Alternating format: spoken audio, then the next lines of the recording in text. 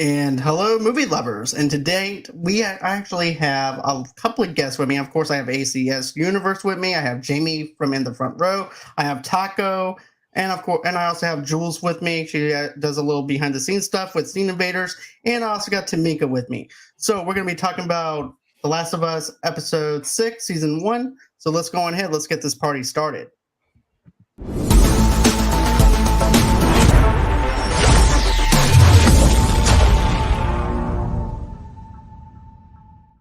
Hey guys, what's up? What's up? Hey. Hi. Hey. What? So you guys ready to talk about this, episode 6? Yeah.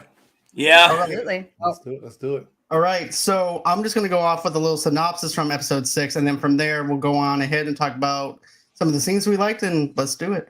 So Candace takes place 3 months after Henry and Sam's deaths. Joel and Ellie reach a small, thriving community in Jackson, Wyoming, where Joel is reunited with Tommy, whose wife Maria is pregnant. So that's a little small synopsis of what happened in episode 6, but there's of course a lot more stuff that happened.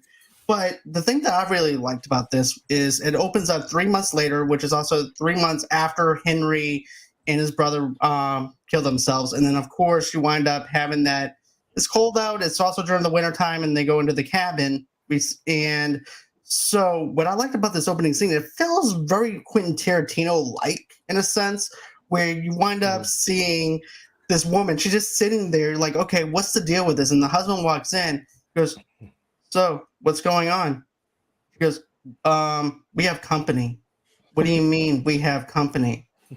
And then Joel turns around and he says, look, we need to know where we're at because we're lost. And then she goes, she's got a little girl with him too. And then all of a sudden you see Ellie going, hey, can I come down now? And Joel's like, no, do not come down. So I definitely like the little bit of the dark humor within this though too, because of the fact that he's like, because Joel's like, are you lying to me about the location and where we're at? And then the husband looks at the wife, he goes, are you lying to me? So, Wait, did we lie or did we not lie?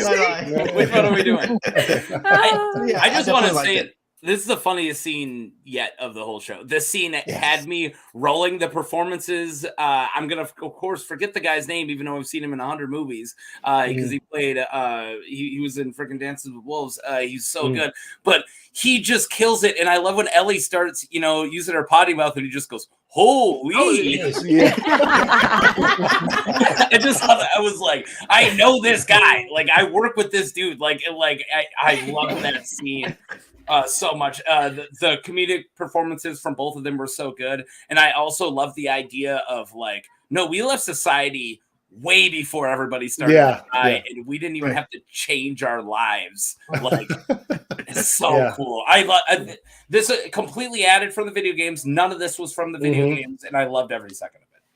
Same here. Yeah. I thought it was incredible. And just the just to piggyback off what you were saying, the couple they were absolutely fire, dude. Their chemistry, and then she keeps it. You made them soup. She's like, yeah. It's cold out. It's cold out. Yeah. That's it was good. Yeah, and like he said, it wasn't in the game, but this was so many things they've added along the way since we got to this point of the show have been very welcome. So I thought it was dope. Same here. That's what I liked about it. But Jules, what did you think of it? Of the episode as a whole, I mean, I thought it was fantastic. Now, I don't really have a frame of reference for this because I've never played the game. So I just have my brother tell me all the things that are different, which is great to have because it's nice to have that little comparison there. But I mean, I really liked this episode. Pedro Pascal's performance in this was breathtaking. I mean, he's always great, but the one scene where he got real emotional, I was very impressed with that. I loved it. Same here. It hit me right in the feels with it and stuff like that. Yeah. I was literally almost crying. I don't want to jump too far ahead because I want to cry later when we talk about it. So let's. All right. What about you, Tomeka? I hope to be in a marriage just like that. It looks fun, and I mean, I probably would have did the same thing. I'm from the South, so if you have guests. I cooked a soup. She was hungry. She was a guest. Yeah. But it was good to have some comedic timing in this. I like the balance that the show has. They give us just the right amount of comedic timing when they hit you in the feels, as you said. So yeah, I liked it. What about for you, Jamie? Same thing. I was so happy that it opened with something funny because obviously we were piggybacking off last week, which was super emotional. So, yeah. Yeah, it was it ended a happy note. Yeah. I'm sorry. That's the end. Okay, fuck. So it was nice to open with some laughs. I loved Ellie. Ellie just nailed it for me in that when she's like, "Oh, we must have missed the fucking street signs in the middle of the fucking forest."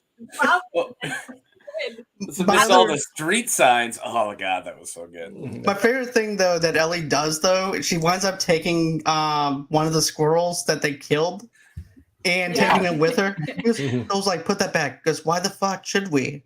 We need food to eat. I was mad at her. I was like, leave him. Like the guy just hunted him. They fed you soup. Like, what a jerk. Don't be a jerk. I liked the less violent play of something from the Jules. I know you haven't played the video game, but let me tell you something about the video game. There's something that they do of that. Please enlighten me. The pointing thing where they have two separate people like, all right, you don't see what he's pointing at, and then now you point at the same place. But in the video game, it's a lot more torturous. You know, there's a lot more. You got a guy down, and you're torturing him to make him. Yeah. So I like that they took this really awesome, like, I don't want you to see where he's pointing thing because it's really smart, but just took all the violence out, added some soup jokes. Like, it was a really wholesome way. Yeah. And it was a smart interrogation tactic too. Like, you can find out if they're lying or telling the truth purely by like pinning them against each other. You know what I mean? That was really good. I love the marriage moment, which you said, but like, I don't know if my wife's gonna lie. I would have gone. Yeah. Does she want me to lie? Are we doing? Did we do it? I want to know where you're at. If you said lie, I know where you're going. But... real quick, Jamie, you talking about like you're happy that the way episode started with like some humorous stuff, but they made sure to remind you, like right before it said 3 months later, it was like, they replay, and I was because when you watch it, you can skip, the intro and all of this kind of stuff. And I always watch the intro, and I thought I skipped the recap because I was like, I played the game bunches and seen it a bunch of times. I don't want to see it again. And then all of a sudden, right as soon as the episode starts, it's like the whole scene replay. I was like, oh, shit. Come on, man. But then it rolled right into the start we got, which, like I said, was incredible. Exactly. And then, of course, they're also trying to figure out a way to round the dead river and everything, too, because they don't want to meet up with the people that are killing innocent people just for crossing and also the infected and stuff like that. So I like how they played off the narrative with that. And then, then as they're walking, Ellie's looking at him and goes, did we cross it? Is this the dead river right here? And he goes, no, I don't think this is it. And then when you find out that they're actually there, because Joel's over there turned around, you can tell he's lost, but he doesn't want to admit that he's lost. Of course. Typical man. Yep. Yeah. We know where we're going. They gotta bring gender into it. Women get lost too. I'm so glad I have the the wheels wheels for for directions. directions. Well, nod the women, nod their heads. Amen. Corners down here. I've been down on a country road where I thought that I was going down the right way. I was going down the wrong way. I said, I've seen this bridge before. Did you No, I didn't. segregate the battle of the sexes like this? Because John, you did. it really feels adversarial now that I feel there's a line drawn. Put me on their side. I don't want to be with you guys. I did this because we played the video games and they haven't, so I thought it would be an interesting. Yeah. So there was a strategy. Okay. You see, there was a plan that you see, but I'm an innocent bystander when it came down to drawing the line. I promise. Okay, just go on. Just go on now. Okay, so we crossed the bridge into the evil river, over the evil river. Yeah. Right. And she goes, well, is this it? Because it's actually a lot more blue. It's a different color than what they normally do. And I'm like, oh, did they really cross it? And then they're like, well, we're going to rest here in this cave. And then you wind up seeing Ellie looking up at the moon. And I'm like, oh, she's into astronomy and stuff. Okay. So that's actually pretty cool that she wants to be an astronaut after everything's over with. I'm And- so glad they brought that in. So Me too. that's something more from the second video game, and they didn't really quite know that with the first one, so it doesn't really come up in the first video game. But since now the second one's out, so they can actually like kind of add it into these earlier things, and it's great because I love the idea that somebody who grew up in this horrible world wants to get off of it. Like it makes so much sense that she's like, let's go to the moon because screw this. Yeah. Yeah, but I think that also plays into Ellie being kind of their like beacon of hope. Mhm. She's seeing this as there's gonna be an after this. Like we're gonna make it through all of this stuff. And other people are thinking, yeah, we are because of Ellie, hopefully. Video game players don't say anything, but yeah, hopefully. Yeah. Like, I liked her taking care of him in that flipping a little bit too Me too. of him waking up, and then she didn't even make Oh, any that deal was- of that it. was She incredible. just took watch. She didn't worry about Mhm. it. She just grabbed the gun, did her job for and what she had to do. So great. And that was something that I really liked, though, too, because now Joel is also, once again, sleeping on the job, basically, and not hearing anything. Bomb. And, Gonna and zip my mouth so... there, but anyway. Typical men. Yeah. Continue. Sleeping on the job, bad at hearing. Fuck, anyone would think I'm having a bad day. Sorry, John. Please. No, you're good. You good. I love you guys. You know that. Yes, I do. But yeah, I just thought that scene actually elevated more of Joel's character and about how he was actually, not being able to hear her the way he needs to hear her to protect her. And I was also wondering too, in the back of my mind, is this going to play in this episode even more because of that? And then I was also wondering when we were opened up to 3 months later if they were going to even mention Henry in them. And I'm glad that they did that. Because of the fact I'm like, okay, so are they going to mention them? Because it's only been 3 months. Is she still battling with this thing and this guilt of the loss of Henry's brother and plus Henry? And then, of course, she said, Joel, I knew that he was bitten. And I think it was stupid of me to think that I could actually fix it with just dropping some blood onto his wound, which we talked about. And she was thinking it would actually go into his bloodstream. And he goes, unfortunately, it's a lot more complicated than that. And he had to, and he actually had to go into the specifics of what they had to do in order for that to happen. So, I'm glad that they actually put that in there for me because I was wondering if they were even going to mention it. And then, of course, then you wind up seeing them wake up. Then, of course, they're walking, and then that's when they wind up running into the people that have been killing the infected and uninfected as well. And so the first thing, this is one of the best suspense when the dog goes to sniff her. Yeah. I had Yes. no Oh my God. clue where it was gonna go because I was like, of course the dog can smell. Like and you get his little panic attack thing that was going on this episode, and I'm like, holy crap! Wait! Yeah. Like I know how it ends, and I was like glued. Yeah. No, same thing. I was like, yo, but then they really like with the focus on Joel in that situation, and then he explains it later on. He's like, I just couldn't do anything, and I'm sure we'll get to that. But like that, I feel you because that when it zoomed in on his face and it kind of almost blacked out for a second, and then you hear Ellie laughing and you hear the dog and stuff. I was like, yo, that was a nice touch. It was dope. It was great. Yeah, I wonder they train. Well, of course, yeah, they train the dog.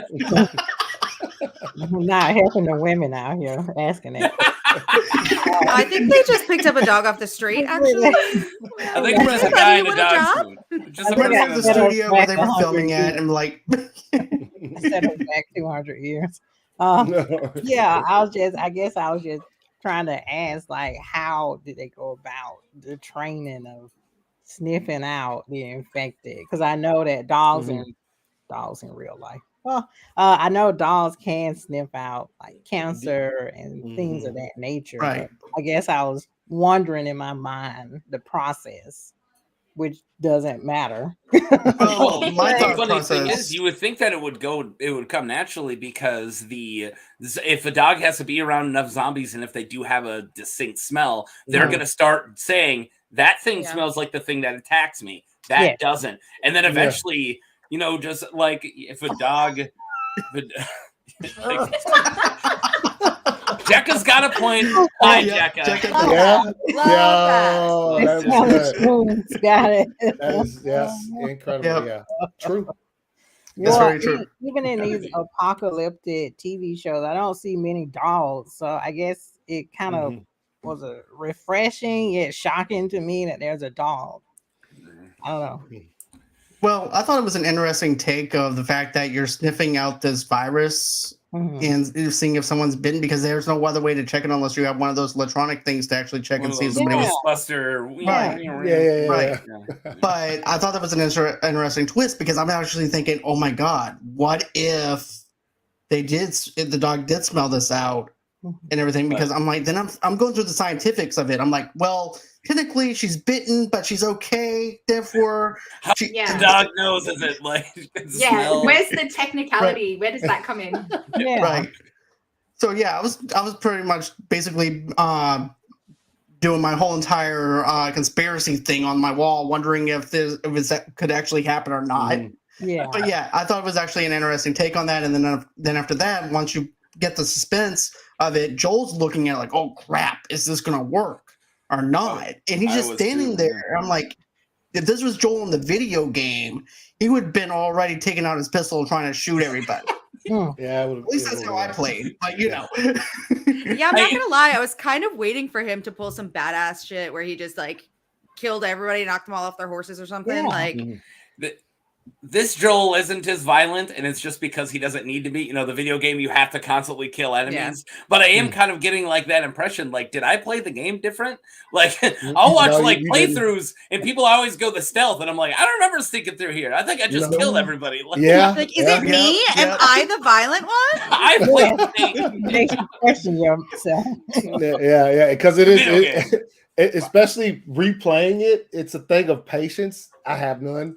Because I know what's going to happen. So when I go through it, I am, like you just said. Like, so when I have to start all over at the beginning of the level, whatever, I'll die then. It's not a big deal if I die. I'll just go. Yeah. No, I feel you on that. Yeah, in the game, he is, even up to this point, he's still a fucking bad. Like, you know what I'm saying? Like, I think they more trimmed brutal. It. Yeah. But I think the trade-off is great because Pedro is such a good actor. So like the trade-off from Joel being that fucking psycho thing to kind of getting more of his background and getting more of a personal like thing between him and several characters thus far that we met, that we did meet in the game, that we've met in the show and have been a little bit more personal in the show. I think that's a good trade-off. It is. Most definitely. And it goes to show you that Joel needs them.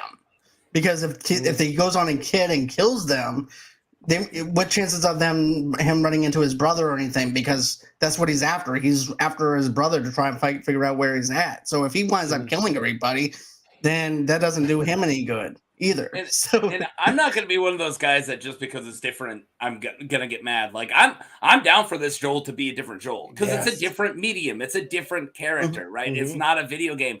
It's cool that he's a little softy, but a lot of people who haven't seen how violent he is, they don't see people who watch it, normal people who watch it think that he is kind of being a badass, but we're just comparing him to this absolute monster from the video game. He has that soft side anyway when it comes to Ellie, and I think that's what makes his character so lovable. Like he's so protective, but like when it comes to her, like he's a big teddy bear. Most definitely. Yeah. And the further on, and that's one great thing about this series, but also in the video games, is the further on you really do see their bond grow and grow. Compared to the beginning, it's so much like your cargo, that's all you are. And even by now in the show and in the second game, he's straight up thinks of himself as her dad. Like, I will die to protect you from getting hurt. Like, and it's so cool to see that bond form. But yeah, exactly. But another thing I want to mention is this. Okay, so after we get through all that, he's like, well, have you seen my brother? Well, what's your brother's name? Tommy. So then they go on ahead, they go to the Christmas tree farm. That's what I'm calling it. But yeah, they go over to the community that they have. And you see Christmas trees, you see all this whole entire deal here that kind of looks like The Walking Dead, but at the same time, these people are very different. She's grinning from ear to ear. Don't set her up. Don't set her up. It's a good thing that it looks like The Walking Dead. Jamie leaves. Look, Tomeka mentioned the dog before, and I was like, "We have a dog on The Walking Dead," and then I was like, "Shut your mouth, shut your mouth." Sorry, John. But I like the fact that they have this huge gate where everything is where we don't know what to expect, what this community is going to look like, and then we wind up seeing Tommy. And you have that embrace of Tommy. As a matter of fact, I have this in my notes and everything too, where they're just happy to see each other. And they're embracing each other because don't forget, it's been since 2003 since he last saw his brother. And God knows how long time has passed in the present. So that's also another thing I liked. And you also get that they didn't leave on good terms because the guy that Joel was, we're not going to say the C word, but no, I'm kidding. No, communism. But no, I like that because the amount of violence that Joel did back in the day, and they talk about how I do like that you're not sure where they're going to stand, and that when he's yelling Tommy, talk about performance, by the way, when Pedro was yelling Tommy, the way he did it, like it made me tear. Like I'm like, I gotta call my brother. But but you're not sure is Tommy gonna go Joel, or is he gonna go, why are you here? Like, get out of here. Like, yeah, and I'm glad that they go the other way with it and they immediately embrace, and you're like, oh, here we go. And I love Tommy as a character. I was really excited to get him. Yeah. Yeah. Diego Luna is killing that. he's killing it. Oh crap, that was him. Dang. That Diego Luna? Playing Tommy. Yeah, he when in the first episode when he walked into the kitchen, I was like, yo, this is literally Tommy from the fucking game. Like it's the sound and everything and shit. Dang. But the embracing itself was really emotional, and I really like that because, like Taco said, you're not sure if he's going to embrace him or like, what the hell are you doing here? I left you so that way you can go and take care of everything back over there. But it was good to actually see them, and then you were so close. It's Gabriel Luna. It's still a Luna. I was like, there's no way. I was like, I know people's faces. Gabriel Luna. We're good. We're good. Gabriel, I'm sorry I had to IMDb on. No, you good. You good. But anyways, I was actually thinking about. Yeah, Gabriel. Yeah. But I like what Jacob said though too. Was this? He goes, now they're communists. It's a commune. I almost said that whenever we opened up the gate. Whenever I said it's a community, and then I was like, it's a commune, and then I was trying to. I like that Tommy hasn't. It hasn't hit him. We're just like, oh, it's a commune. And he's like, we're not communists, and she's like, literally yes, we are. And he's like, but I grew up during the Cold War when Reagan told me it was bad, though. Like, I'm supposed to hate it. Why said you communist? And then Joe looked at him like, defeated. Yeah. But then you also have them walking around it, seeing how they actually take care of their animals, seeing how they actually have. And I'm liking what Ellie is doing. She's observing everything. And she's looking at it like, wait, these kids, they get to sit here every day, look at Christmas trees, and go watch a movie, and act like nothing's even going on in the world. Yep. And it's as if saying, well, I'm hoping one day I'll have this, but I can't have this right now. But maybe someday I can. But it's just a sad thing for her because she's like, and also too, when she has her gun, I feel like this. I feel like that those kids are actually sheltered from what the outside world actually is. Yeah. To the point where they won't know how to defend themselves. And that's something that Carol from The Walking Dead was able to do and was fighting for, was to fight. Get these people to fight. Otherwise, they're not going to know how to defend yourself. Placater with it one more time. All right, we don't have to talk about Walking Dead the whole time. Keep Jamie happy. One more. Say one more.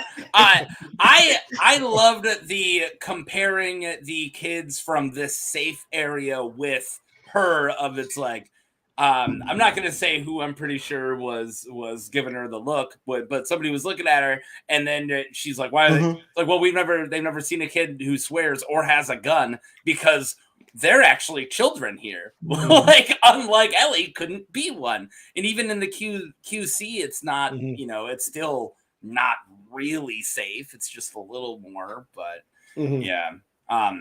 And I also, here's one more thing for the video game guys, when they're just like, oh, you have power. Yeah, we got the dam working. And I was like, just like that, huh? It's like 4 hours of the video game to get that dang dam working. And I'm like, oh, it's just working, huh? I was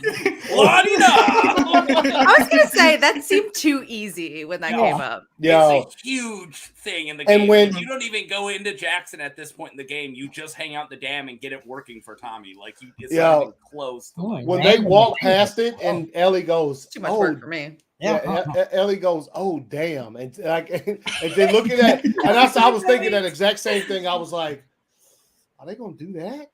Because that's what I was thinking. I'm like, yeah. I was like, they better. Are they gonna do it? I was happy, and then she's like, oh, by the way, the dam's working. We fixed that old chestnut. And it's like, oh, okay, cool. So we can just go ahead and skip that then. Yeah. I do like that Ellie stole the Beavis and Butthead joke where she's like, hey, damn. And it's like, yeah, Beavis and Butthead made that joke. Very funny. Yeah. But yeah, what are your initial thoughts? I was gonna say, I guess with the next episode, we'll see how Ellie grew up, because she's asking a lot of questions. And I'm like, shouldn't you know this? Like, her questions are like she's 4.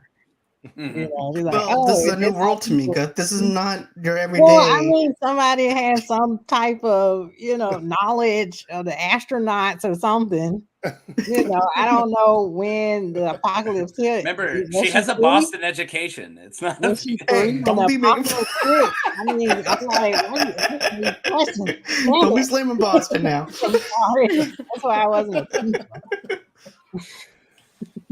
Yeah, it's I'm looking forward to that in particular, just because that's like the DLC, which is incredible. It's like brought up way later in the second one when we actually go back to see that, right? Like, yeah, when I saw the like on the next episode, and it's like, oh, they're doing the mall. Wait, they're doing the mall already? I'm like, oh, I guess they can't wait until season 2 and like age her down to do it. Like, let's do it now. Yeah, de-age her even more. Yeah, so let's just do it now. That's great. And, right. When is the freaking Oscar scene? Is that about right now? When do we get to talk about it? Because when I don't know if I can protect her. I'm feeling old. Oh yeah, we're gonna get to that because there's something. Cool. I gotta get to it soon. All right, what else do we got? I promise. We're getting to that because that's in my notes. Yeah. So then we have the whole entire thing where Tommy is sitting down with Joel and Ellie, and you see his wife. You see Joel. We wind up seeing Tommy's wife and Maria, which is also played by the same actress that played Terrence on True Blood, which I was totally geeked out over. But you know what else she was in, John? What's that? Walking Dead. My God. Took my headphones off. Hey, no, I took my headphones off. But anyways, right. Anyway. But then you have this whole Walking Dead. Oh.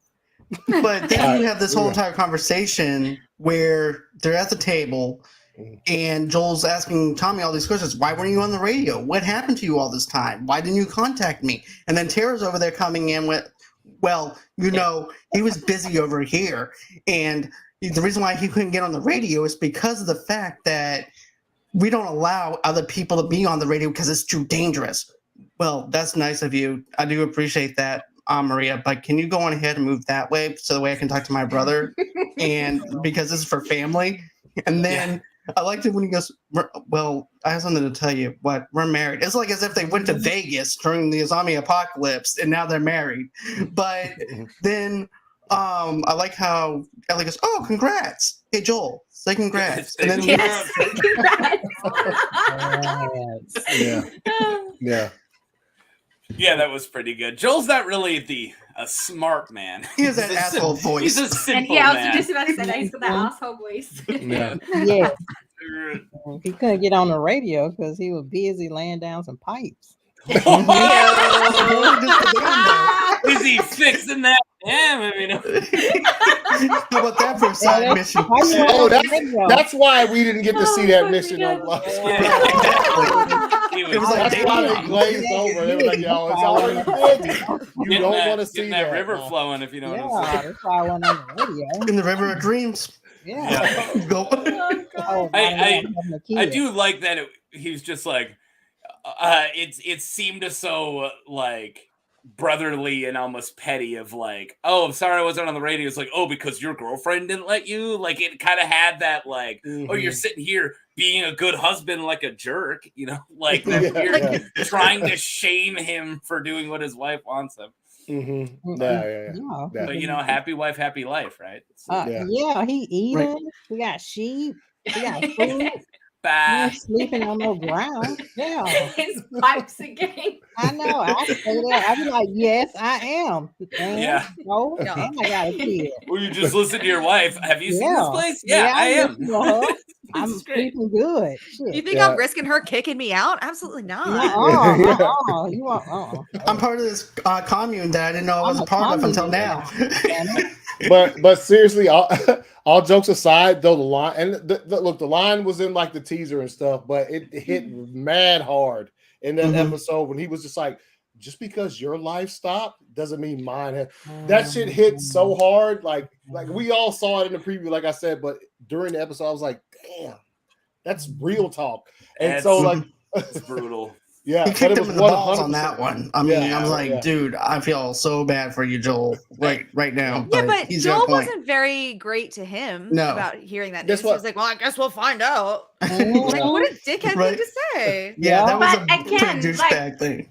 Yeah, but also he's a man who's been broken. Like his daughter was literally killed, and Tommy wasn't he didn't really mourn her very well. Like he never comforted Joel in episode 1. He didn't really That's do fair. anything. He's like, Well, all right, they let's were busy. go. Like, It wasn't yeah, I like- know, but it's still like, you know, if you weren't really that emotional or not emotional, if you weren't really that affectionate towards your niece, like, well, what are you gonna do with your daughter? Like, I don't know. I just got those sort of vibes that he was a little bit like standoffish because of all his That's trauma, fair. I guess. I definitely feel like he had Tommy had her name up on that plaque too. Like Actually, you're right. And the candle, yeah, okay. And but I the way I see it, and this is, I hate that I have to watch this as a dad of a girl, like because it just this show just completely breaks me at sometimes when I'm just like, if I didn't have this weakness of having a daughter, I could watch this without crying, but instead I think of her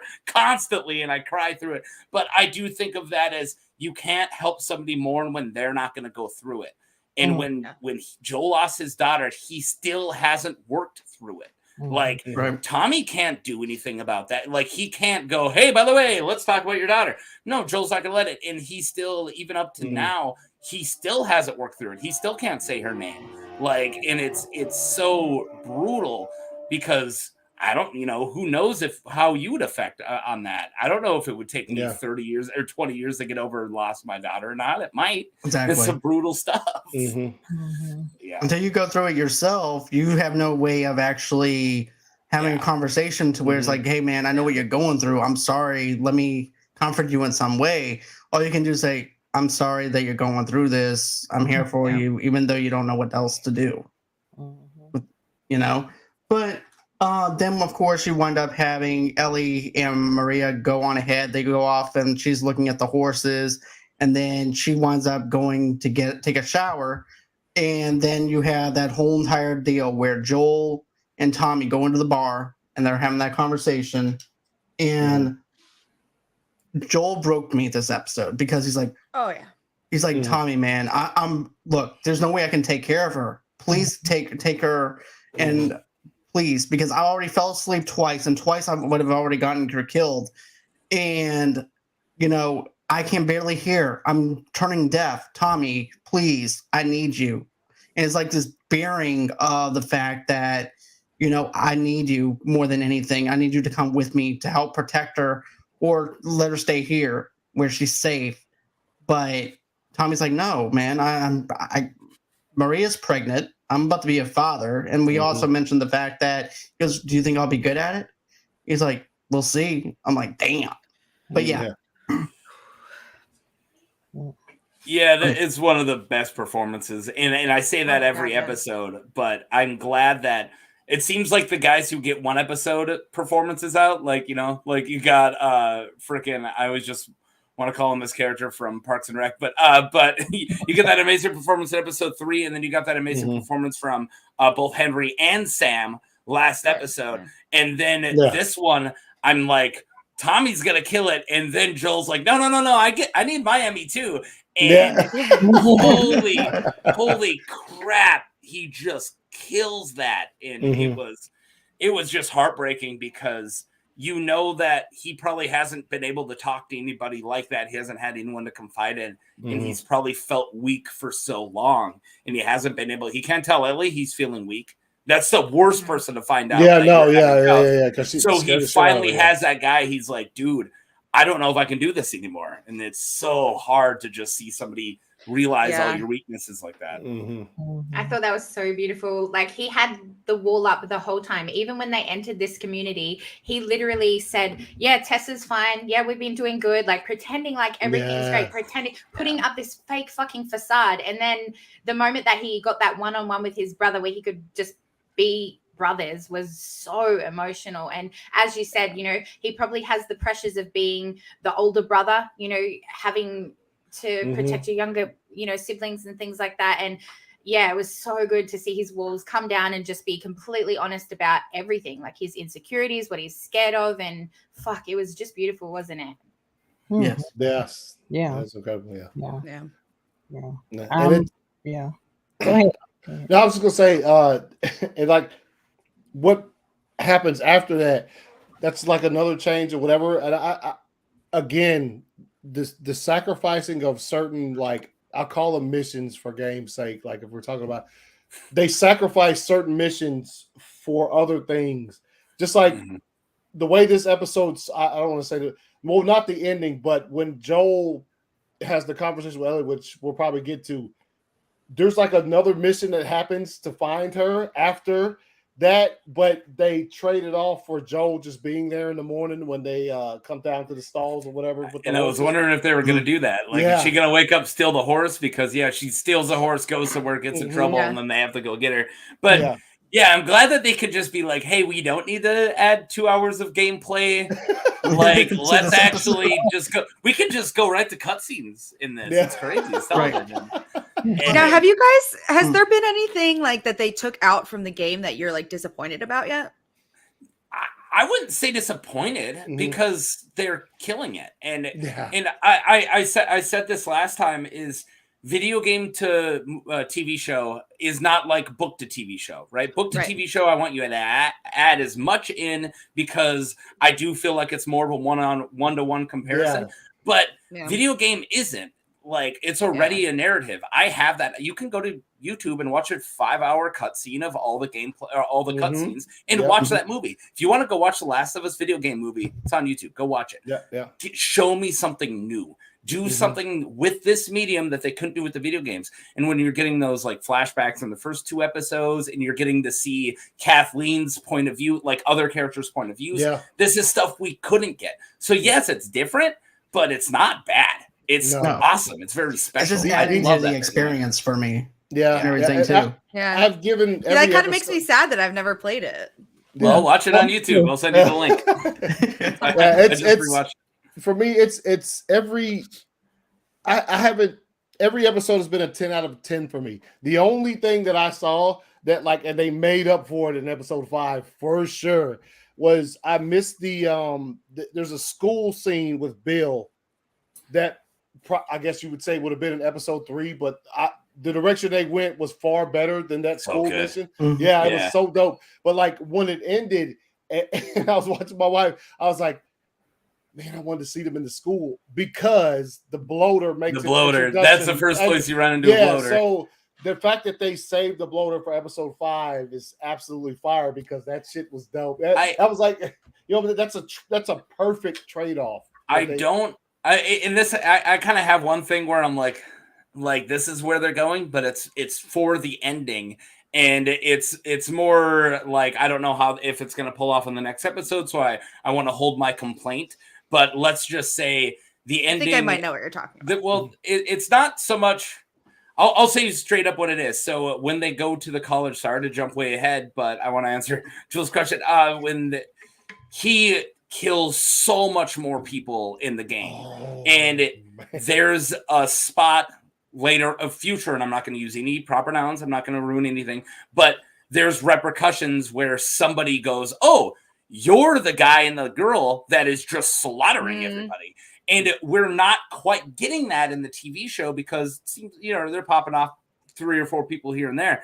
But like, it's literally like a path of blood all the way across America in the video game. So when people are like, "Hey, you guys are the absolute monsters," like it's drawn that line. So I don't know where that payoff is going to be because they don't just go to the college and drop 30 bodies like they do in the video game. So, but anyways. But there is something that I want to mention, and is the fact that when Joel was able to drop his guard, I feel like he needed to be tough for Ellie, so that way he didn't show any weakness for her. And then when Ellie starts crying because of the fact that he just wanted to dump her off over with Tommy, she breaks. And because she's trying to be tough for Joel, so that way she doesn't show weakness for him either. So both characters are trying to be tough, but at the same time, they're not trying to. So at the same time, they're also breaking, and they also that's also where the boundaries of I need you. We both need each other more than we realize. We need to do this. We need to stick this out together, and I'm your responsibility. I cannot do this alone. Yeah, and I think that's another thing that makes their relationship so special, is because it doesn't seem like either of them have ever had the opportunity to be vulnerable with anybody. Like, she spent her whole life just surviving. I mean, he's always been like you guys were saying earlier, like the big brother figure and always protecting people. So, I mean, finding someone, even though he's not directly vulnerable with her, but finding someone you can be sort of vulnerable around is probably like a huge change for them. Yeah, definitely. So now we're going horseback riding with Joel and Ellie over to Colorado. And I like how the conversation between the both of them goes, "So what did you used to do before you went to before the apocalypse?" "I was a contractor." He goes, "What's that?" "I build things." "Oh." He goes, "Yeah, people love contractors." I just started busting out laughing. I loved it too. I thought that was great. Yeah. It's like, people do kind of love, people love contractors. I mean, Wait, so she knows about astronauts, but not contractors? That's what I'm talking about. Where did like, he come doesn't from? she say multiple times how she like had books and stuff in school? Yeah. Yeah. I don't know Well, what contractor was not part of sorry, the but no course one that ever they- talks about Bob the contractor. The one when it It's comes always to about the builder. when it You're comes to the correct. show, there's But- man, what episode? I think it was episode 4 where he said, or Joe, they're in like there's damn it, I think it has to be episode. They're in this situation, and he's like, "I thought you went to school." She's like, "Well, a shitty one." She said that like, you know what I'm saying? It's a Boston education. Well, a Yeah, public yeah. school. Yeah, Sounds like my school over here when I went to school. So yeah. I knew about astronauts in public school. So. But I also like the other thing though too, whenever they're before they actually get picked up with Maria and them, is remember that one part where she's like, "So what would you do after the apocalypse?" Because "I would go on ahead, get some land, open up a sheep farm." Yeah. And then next thing you know, you see the sheep over at the place where they're at. He goes, "Hey Joel, look." I like that she just goes, "Hey Joel, bah." Oh, so good. Yeah. But I like how they go into where the fireflies are now, and you can definitely tell that place is ransacked. There's nobody there. There's monkeys. It looks like Planet of the Apes over there. It looks like a bunch of experimental stuff because they're trying to experiment with blood. So they're also experimenting with monkeys. So I was like, okay, this is definitely not good because I also play the game. But I was also thinking to myself too, I'm like, well, you might as well pack that up, Joel, and just go back and leave because there's no sense of even going inside there. But then you wind up finding out, oh, they went somewhere else, so now they're on a journey once again to look for the fireflies, and then you wind up seeing the people who are raiding the place come after them. And that scene where he looks out the window and they're just walking, a group of guys right out of the game, and even though we'll go out the back, like that's straight up. And then But again, then it's just a bunch of people. It's not just that one little. And I want somebody else to talk before I talk about the ending. I don't know. No, if I can go back just a little bit to the Oscar scene, as Taco called it, or embassy. I am enjoying these type of scenes.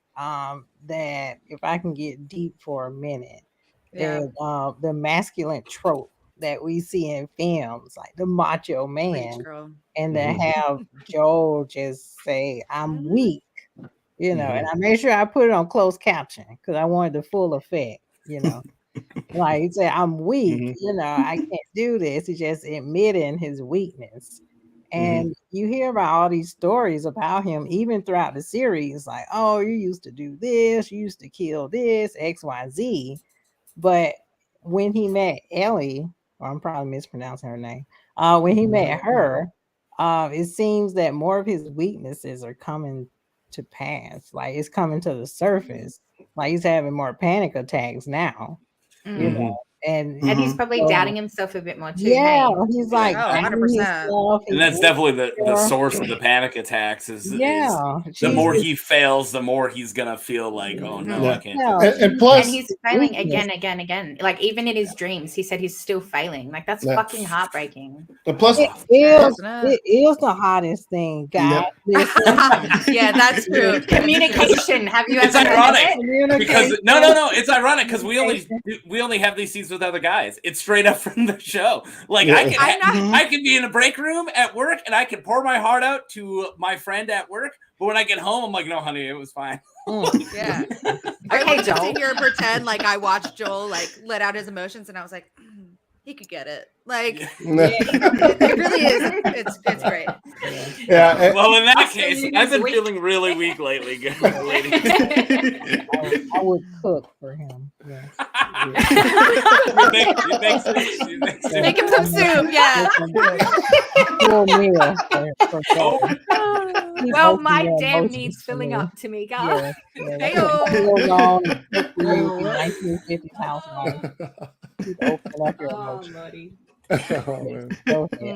I'm done. To piggyback off what Tomeka said, in seriousness though, that is so true.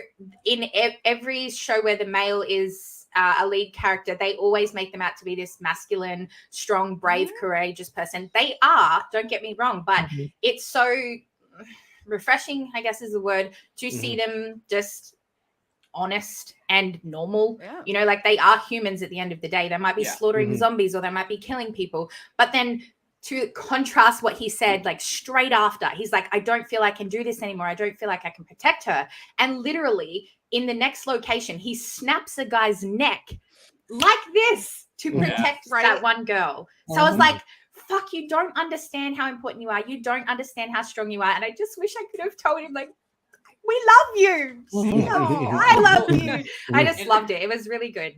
And it's so real too, is any guy or girl, any person who's taking on that protector role and have to be strong in front of whatever, you're not impervious. Then at the end of the day, when you crack that beer open, you then can, let it go, but you can't do it in front of the person you're protecting. You can't be vulnerable in front of Ellie. Like it's a pot, like you're going to ruin it. So I do love that. Exactly what you said, Jamie Lee, of that on other game or other shows, you're just that badass, but now we get to see that curtain because that curtain's realistic. No one's just a Terminator. Well, except for the Terminator, but besides that, I'm glad that we could actually see that realistic thing of that vulnerable, because anyone who does take on that protector role, they're still human, Exactly. Yeah. But then, of course, with the guy winds up stabbing Joel, and then you have this basically this Wild Wild West kind of situation where he's on the horse, and it kind of reminds me of Logan a little bit, where he's actually kind of weak. Yeah. And then he just kind of leans over and falls, and then you have that thing where Ellie's out in the cold. Now, this is also another thing that reminds me of Quentin Tarantino kind of style, where you have this shot where it's kind of far out, and then it zooms in on Ellie, and she winds up saying, I can't do this, Joel. I can't fucking do this without you. Wake up. Wake up. and then it cuts to black, I'm like, oh my god, it hit me right in the feels, even though I was expecting it. Yeah, but it pulled me in a lot more. Straight out of the game. We get a time skip. So we see him fall off the horse, and then it goes winter. And you're like, wait, what? And they do a time skip, and you were like, wait, so is he dead? Like, what happened? And then you wait a while until you actually see what's going on with Joel, and and you have to play through it for 4 hours. Yeah, it's hurting your heart the whole time. You're like, hey, Ellie, can you just say to yourself where Joel is? Can you just go, by the way, video game players? Yeah. Yeah, because in the game, that, like you said, that mission, there's so many bodies dropped in that entire place. And it's not, they reached that place thinking this is the hospital. Like, this is, and it's not. And then it's, first of all, just to get into place is a long time. It takes a while. Then once you get in there, you do a bunch of stuff. But, like I said, again, and in the game, it's done so perfectly where it's like, Joe, was it a 2 or 3 stories? That's at the end of it. He falls out of the window onto some rebar. Yeah. Wow. So he's straight up impaled in the game, and she has to lift him up with a bar through him. And it's you're like, well, he's not gonna live that. So this was just kind of like the damn moment earlier when it was like he gets stabbed. I'm like, oh, that's all right. That's how they're gonna do that. Yeah. It didn't bother me. It didn't bother me at all with the way they did. But it's just like the trade-off, though. You know what I mean? It's like I understand why especially the mission. If they had done it like the game where Ellie, they wake up for Tommy to take Ellie and she's just gone, and him and Joe have to find her. If they would have, that's 2 episodes probably. Yeah, easily. Of just literally. So I understand why they would cut those missions and then put some. You know what I'm saying? We get the Emmy scene because we skip these action scenes. Exactly. And apparently it was the right move because everyone's talking about it. It was incredible. So, any other thoughts as far as this episode goes before we close out? I can't wait for the next one. I like that. It looks like they're doing the same thing. We're not going to know what happens with Joel because I think we're going to get a full flashback episode. Yeah. So, probably a good chunk of it. So we're probably going to be sitting there like, how's Joel doing? And we're not going to know for a while. So. I'm looking forward to next week.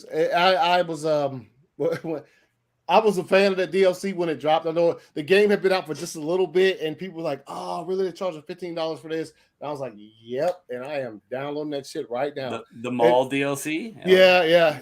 Left Behind is what it was called, and so that's what the name of the next episode is. So I'm looking forward to that. And I think this fell perfectly for them as far as Neil Druckmann and the people who worked on the game and the show, because you get to leave everybody with this. We saw what happened to Joel at the end of the last episode. So you're like, yo, wait, hold up. Let me give you a whole 45 minutes of not Joel. So you can still wonder what happened to Joel, and we'll get you next week. I love that. They did the same thing with episode 3. They're like, oh, you guys want to know where Joel and Ellie is? Well, here's a gay couple, and you're going to love them. But anyways, that's everything as far as this episode goes. I definitely enjoyed this episode. This is actually the standout for me the last couple of episodes. And again, this whole season is fantastic. Yeah. So, Anthony, do you have anything going on over at ACS or anything? Nah, just the usual stuff. Instant replay is done. Football season's done, so just my regular Friday show. Is it done? We have the fantasy thing that we did. Yeah, we do have some what are they calling it? What is it? I forgot what it's called already. The nerd fantasy draft. Is that what you're talking about? That's it. Yeah. I don't know. I'm not doing it, but I know what's going on. I'm too busy to do it right now. But yeah. It looks really fun though. Yeah. It's a lot of fun. I'm enjoying the D&D kind of style with it and going from there, and of course playing as Stretch Armstrong and doing a bunch of geeky things with that. But what about for you, Jules? As far as Scene Invaders go and things like that they're working on? So right now, Danny and I are still covering Servant on Apple TV.